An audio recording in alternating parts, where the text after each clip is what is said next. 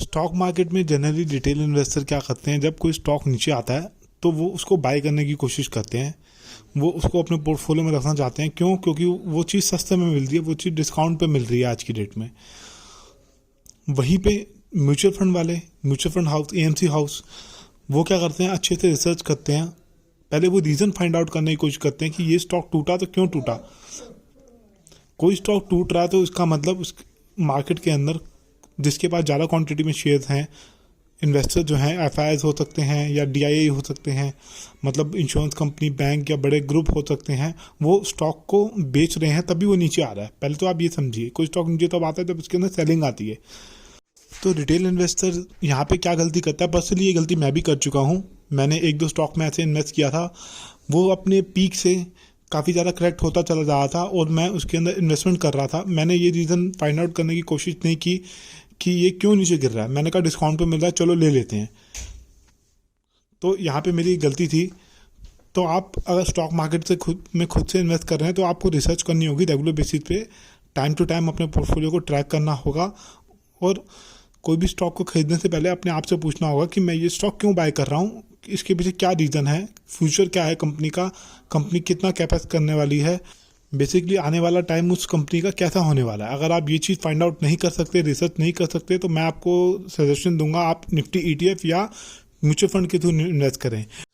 Generally जो retail investor है, retail investor के अंदर मैं भी आता हूँ, कुछ रिटेल इन्वेस्टर ये गलती करते हैं, लेने के बाद रिसर्च करते हैं कि ये कंपनी क्या काम करती है, इसका क्या फ्यूचर होने वाला है।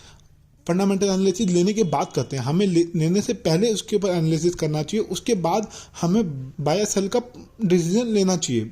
कोई भी स्टॉक अगर गिर रहा होता है तो म्यूचुअल फंड हाउस पूरी जोर लगाते हैं, एक डेडिकेटेड टीम होती है, ग्रुप डिस्कशन होता है और रिपोर्ट बनाई जाती हैं, उसके ऊपर एनालिसिस किया जाता है, मैनेजमेंट से बात की जाती है, कंपनी के मैनेजमेंट से बात करते हैं और उनके इंटरव्यूज़ को ट्रैक करते हैं। जो म्यूचुअल फंड हाउस होते हैं वो एनुअल रिपोर्ट को हमेशा रीड करते हैं, एनुअल जनरल मीटिंग में जाते हैं, वहाँ क्वेश्चन रेज करते हैं, तो वो रिसर्च करते हैं। उनका दिन रात इसी चीज़ में वो लगे हुए हैं, उनका काम ही यही है, वो प्रोफेशनल है। उनका काम है कि जो लोग म्यूचुअल फंड में पैसा लगा रहे हैं उनका पैसा अच्छे से इन्वेस्ट करना, अच्छे स्टॉक में इन्वेस्ट करना और अच्छा रिटर्न निकाल के देना मार्केट से। तो पर्सनली मैं भी म्यूचुअल फंड के थ्रू इन्वेस्ट करता हूँ। मैंने स्मॉल कैप के म्यूचुअल फंड लिए हुए हैं क्योंकि उसके अंदर वो बढ़ते बहुत ज़्यादा हैं, उसके अंदर रिटर्न अच्छा मिलता है, रिस्क ज़्यादा होता है उसके अंदर, लेकिन रिटर्न भी अच्छा मिलता है। तो मैं आपको यही सजेस्ट करूँगा, अगर आप खुद से ना इन्वेस्ट करके स्टॉक मार्केट में इन्वेस्ट करना चाहते हैं तो म्यूचुअल फंड के थ्रू भी आप इन्वेस्ट कर सकते हैं। उसके अंदर ज़्यादा हमारा खर्चा नहीं लगता। आप देख लीजिए एक्सपेंस रेशियो कौन सी कंपनी का कम है, कौन से एएमसी का कम है, कौन से म्यूचुअल फंड का कम है। ज़्यादातर 0.75% या 1% तक एक्सपेंस रेशियो है। एक्सपेंस रेशियो क्या होता है, इसमें मैंने वीडियो अपलोड कर रखा है, आप उसको चेक करना चाहें तो कर लीजिएगा। बेसिकली शॉर्ट में मैं बता देता हूँ, म्यूचुअल फंड वाले जो हमारे पैसे लेके स्टॉक मार्केट में इन्वेस्ट कर रहे हैं उस पर वो हमें अच्छा रिटर्न निकाल के देते हैं। जो पैसा उन्होंने हमसे लिया वो स्टॉक मार्केट में इन्वेस्ट करेंगे, उससे अच्छा रिटर्न निकाल के देंगे, अच्छे स्टॉक में इन्वेस्ट करेंगे, वहाँ से हमें अच्छा प्रॉफिट होगा। और जो प्रॉफिट होगा उसमें से थोड़ा खर्चा लगता है क्योंकि एएमसी हाउस के जो रन कर रही है, बिजनेस रन कर रही है, ये एक किस्म का बिजनेस ही है, बिजनेस रन कर रही है, उनके भी खर्चे होते हैं, एम्प्लॉय को सैलरी वगैरह देनी है, तो वो कहाँ से निकलेगा, वो यहीं से निकलता है। मान लीजिए अगर एक फंड ने 1,000 रुपये कमाए, उसका एक्सपेंस रेशियो 0.75% है, तो यानी कि 75 रुपये उसमें से कट जाएंगे हमारे, और बाकी पैसा जो है 925 रुपीज़ हमको मिलेगा। मतलब 1000 रुपीज़ में आप ये लगा लीजिए कि 75 रुपीज़ कट जाएंगे और बाकी पैसा हमको मिलेगा। और ये हर साल कटता है और ये एनएवी के अंदर कट के मिलता है। ऐसा नहीं है कि आपने जो पैसा इन्वेस्ट किया उसके ऊपर कुछ चार्ज कटेगा। जैसे मान लीजिए 10,000 रुपीज़ इन्वेस्ट किए तो उस पर 1000 रुपीज़ का प्रॉफिट हुआ इस फाइनेंशियल ईयर में, तो इसके अंदर आपके 75 रुपीज़ कट जाएंगे, बाकी 925 रुपीज़ आपको मिल जाएगा। वो एनएवी के अंदर रिडक्ट होके ही मिलता है, एनएवी उसी हिसाब से ही डिसाइड होती है।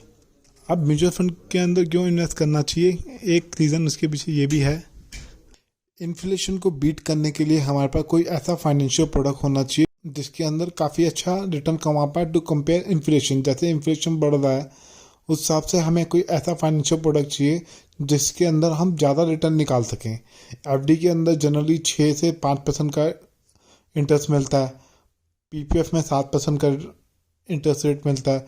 और एक म्यूचुअल फंड ही है, इक्विटी म्यूचुअल फंड, जिसके अंदर 10 से 12% का रिटर्न एनुअली आराम से पास के कुछ सालों में मिला है।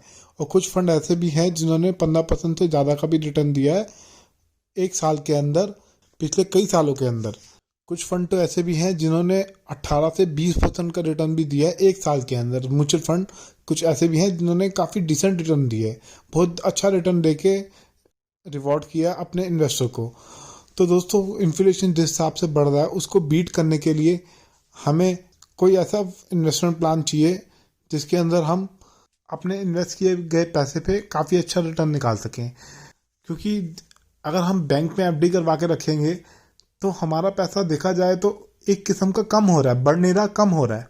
इन्फ्लेशन को देखा जाए, जिस हिसाब से महंगाई बढ़ रही है, प्रॉपर्टी के रेट बढ़ रहे हैं, आटा दाल चावल और दूध ब्रेड बटर के रेट बढ़ रहे हैं, उस हिसाब से देखा जाए तो हमें, अगर हम एफडी में पैसा इन्वेस्ट करके रखेंगे तो हमारा पैसा वहीं के वहीं है, ज़्यादा बढ़ नहीं रहा, ज़्यादा अच्छा रिटर्न नहीं दे रहा। उस हिसाब से महंगाई बढ़ रही है, जिस हिसाब से प्रॉपर्टी के रेट बढ़ रहे हैं। तो सबसे अच्छा रिटर्न तो मिलता है स्टॉक मार्केट में। स्टॉक मार्केट में अगर हम खुद पैसा इन्वेस्ट करें तो वहाँ से बहुत अच्छा रिटर्न निकाला जा सकता है। लेकिन वहाँ पे प्रॉब्लम ये है कि रिटेल इन्वेस्टर 100 में से 50-60% ही हैं जो अच्छा रिटर्न निकाल पाते हैं, जिनको अच्छी नॉलेज है। बाकी जो है वहाँ से 100 रिटर्न निकाल पाते हैं, ज़्यादा रिटर्न नहीं निकाल पाते। तो सबसे अच्छा इन्वेस्टमेंट प्लान मेरे हिसाब से तो है म्यूचुअल फंड, क्योंकि ये प्रोफेशनल के द्वारा हैंडल किया जाता है, जैसा कि मैंने बताया आपको भी। इसके अंदर काफ़ी अच्छा रिटर्न मिल जाता है अगर हम स्मार्टली और अच्छा फंड में इन्वेस्ट करें तो। मैंने पहले भी काफ़ी सारे वीडियो डाले हैं, आप उनको चेक कीजिए अगर आप और डिटेल में समझना चाहते हैं कि अच्छे म्यूचुअल फंड कैसे सिलेक्ट किए जाते हैं। तो म्यूचुअल फंड में इन्वेस्ट करके फ़ायदा ये है कि कोई भी मिडिल क्लास फैमिली से कोई है जिसके पास कम पैसे हैं, जो महीने के 1000 या 2000 रुपये बचाता है, वो भी इन्वेस्ट कर सकता है म्यूचुअल फंड के अंदर। आप 1000 रुपये की SIP से शुरुआत कर सकते हैं, मतलब हर महीने थोड़ा थोड़ा टुकड़ों में आप डालते जाएं 1000 रुपये करके, तो आप इसमें इन्वेस्ट कर सकते हैं। और दोस्तों, अगर आप म्यूचुअल फंड के अंदर इन्वेस्ट करते हैं तो कोशिश कीजिए आप डायरेक्ट प्लान वाले म्यूचुअल फंड के अंदर ही इन्वेस्ट कीजिए। किसी भी म्यूचुअल फंड में 2 प्लान होते हैं, एक रेगुलर होता है, एक डायरेक्ट होता है। इसको समझाने के लिए मैं एक एग्जांपल लेता हूँ। मान लीजिए जैसे आपकी गली में कोई, आपके घर की गली में कोई सब्जी बेचने वाला आता है, आप उससे सब्जी लेते हैं तो समझ लीजिए ये रेगुलर प्लान है। और अगर आप सब्जी मंडी जाके सब्जी लेते हैं तो ये समझ लीजिए डायरेक्ट प्लान है। तो सब्जी मंडी में आपको सस्ती मिलेगी सब्जी टू कंपेयर जो गली में सब्जी देने आता है, या स्ट्रीट या चौराहे पे कोई सब्जी वाला खड़ा होता है, तो वो रिटेल का रेट लगाएगा, रिटेल प्राइस पे आपको सब्जी देगा। वहीं सब्जी मंडी में आपको होलसेल प्राइस पे सब्जी मिलेगी। तो सब्जी जो है आपको सब्जी मंडी में सस्ती मिलेगी टू कंपेयर आपके स्ट्रीट में जो कोई सब्जी देने आता है, आपके घर के पास जो सब्जी देने आता है उसके कंपेयर में। तो रेगुलर प्लान के अंदर क्या होता है कि आपने जो पैसा इन्वेस्ट किया होता है उस पर जो प्रॉफिट होता है, प्रॉफिट में से कुछ हिस्सा ब्रोकर को या एजेंट को जाता है इनडायरेक्टली। मतलब मान लीजिए आपने 10,000 रुपये इन्वेस्ट किए, उस पर आपको 2,000 रुपीज़ का प्रॉफिट हुआ इस साल के अंदर, तो उसमें से कुछ हिस्सा इनडायरेक्टली उस ब्रोकर को कमीशन के रूप में जाएगा अगर आपने रेगुलर प्लान लिया होगा तो। वहीं अगर डायरेक्ट प्लान लिया होगा तो वो पैसा आप बचा लेंगे पूरी तरीके से। इस पर मैंने एक अलग से वीडियो डाला है, आप उस वीडियो को चेक कीजिए, उसका लिंक आपको डिस्क्रिप्शन बॉक्स में मिलेगा, आप समझ जाएंगे मैं क्या कहना चाहता हूँ। मैं इस वीडियो को ज़्यादा लंबा नहीं करूँगा, मैं इस वीडियो में थोड़ा डिफरेंट बात करूँगा। तो डायरेक्ट प्लान, अब सवाल आता है कैसे लिया जा सकता है डायरेक्ट प्लान। मैं पर्सनली ज़ीरोधा से बाय करता हूँ।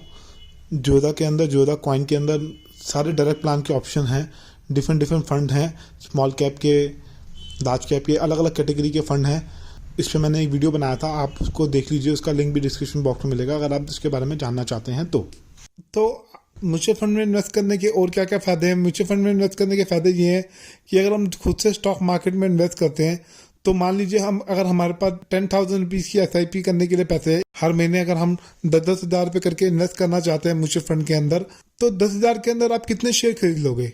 या तो आपके पास ऑप्शन है कि आप पेनी स्टॉक खरीदो, यानी कि 60 रुपये से कम जो भी स्टॉक होता है, 20 रुपये, 25 रुपये, 10 रुपये, 5 रुपये, 2 रुपये का स्टॉक, उसको खरीदो। उसमें आपके पास काफ़ी ज़्यादा शेयर आ जाएंगे 10,000 रुपीज़ के अंदर। वहीं पे अगर आप क्वालिटी स्टॉक में इन्वेस्ट करना चाहते हो, ब्लू चिप स्टॉक और जो अच्छे फंडामेंटल्स वाले स्ट्रॉन्ग स्टॉक हैं, वो आपको 500 से जनरली ऊपर ही मिलेंगे। तो अगर आप 10,000 रुपये इन्वेस्ट करते हो, लेट्स से कि अगर आप हिंदुस्तान यूनिलीवर का एक स्टॉक बाय करते हो जो कि 2,500 रुपीज़ का चल रहा है, तो वो 4 शेयर आएंगे, ठीक है। वहीं अगर आप पेनी स्टॉक बाय करते हो तो वो 10,000 रुपये के अंदर अगर 10 रुपये वाला कोई शेयर है तो 1,000 शेयर आ जाएंगे। तो पेनी स्टॉक काफ़ी रिस्की होते हैं, उसके अंदर रिटर्न अच्छा मिलता है, लेकिन उसके अंदर आपको रिसर्च करनी पड़ेगी अच्छे से कौन सा स्टॉक अच्छा है अभी तक इन्वेस्टमेंट के लिए। पेनी स्टॉक मेरे हिसाब से मुझे ऐसा लगता है कि इतने सेफ नहीं है, बजाय ब्लू चिप स्टॉक या लार्ज कैप स्टॉक या क्वालिटी स्टॉक में अगर हम इन्वेस्टमेंट करें तो उसमें हमारा इन्वेस्टमेंट सेफ माना जाता है, मतलब उसमें इतना रिस्क नहीं होता बजाय पेनी स्टॉक के। क्योंकि पेनी स्टॉक इतना सस्ता चल रहा है तो इसलिए चल रहा है क्योंकि उसको कोई इस रेट पे भी लेने को तैयार नहीं है। इसमें इन्वेस्टमेंट करने के लिए लोग अवॉइड करते हैं ऐसे स्टॉक को जिसके फंडामेंटल स्ट्रांग नहीं होते, जो फंडामेंटली वीक होता है। तो यहाँ मैं कहना ये चाहता हूँ कि अगर आपके पास 10,000 रुपीज़ इन्वेस्ट करने को है इस महीने, अगर आप म्यूचुअल फंड के थ्रू इन्वेस्ट करते हैं तो म्यूचुअल फंड वाले 30 to 50 स्टॉक में इन्वेस्ट करते हैं अपने पोर्टफोलियो के अंदर। तो आप 10,000 रुपये अगर आप म्यूचुअल फंड हाउस को दे रहे हैं, किसी म्यूचुअल फंड में पैसे लगा रहे हैं, तो 10,000 रुपये के अंदर ऑटोमेटिकली आपके 50 स्टॉक के अंदर इन्वेस्टमेंट हो जाएगा, जो कि ब्लू चिप स्टॉक भी हैं, फंडामेंटल स्ट्रॉन्ग स्टॉक भी हैं। तो म्यूचुअल फंड के अंदर इन्वेस्ट करना मेरे हिसाब से ज़्यादा बेटर है, बजाय अगर हम खुद से स्टॉक मार्केट में इन्वेस्ट करें। तो अगर हमें एक तो नॉलेज अच्छी नहीं है, हमारे पास टाइम नहीं है रिसर्च करने का, तो और अगर हमारे पास लिमिटेड कैपिटल है तो, क्योंकि म्यूचुअल फंड में इन्वेस्ट करके ज़्यादा हमारा नुकसान नहीं होता, ज़्यादा से ज़्यादा आधा % या तो 1% का एक्सपेंस इश्यू होता है, 1% का हमारा खर्चा लगेगा, बाकी रिटर्न सारा हमें ही मिलेगा उस म्यूचुअल फंड में इन्वेस्ट करके। तो मुझे ऐसे लगता है कि अगर हम अच्छा रिटर्न कमाना चाहते हैं, इन्फ्लेशन को बीट करना चाहते हैं, तो म्यूचुअल फंड सही है इन्वेस्टमेंट के लिए। लॉन्ग टर्म के लिए अगर हम इन्वेस्ट करें म्यूचुअल फंड के अंदर, अगर अच्छा म्यूचुअल फंड हम चुन के इन्वेस्ट करें तो म्यूचुअल फंड सही है। लेकिन मैं आपसे ये कहूँगा कि सारा पैसा आप म्यूचुअल फंड में इन्वेस्ट मत कीजिए, कुछ FD के रूप में भी रख दीजिए, डाइवर्सिफाई कर लीजिए अपने पोर्टफोलियो को। ऐसा नहीं है कि सारे पैसे हमें स्टॉक मार्केट में ही लगाने हैं, म्यूचुअल फंड में इन्वेस्ट करना है। आप थोड़ा गोल्ड में इन्वेस्ट कीजिए, थोड़ा PPF अकाउंट में आप डालिए पैसा टैक्स सेविंग के लिए, और आप FD करके रखिए थोड़ा, और थोड़ा म्यूचुअल फंड में इन्वेस्ट करके रखिए।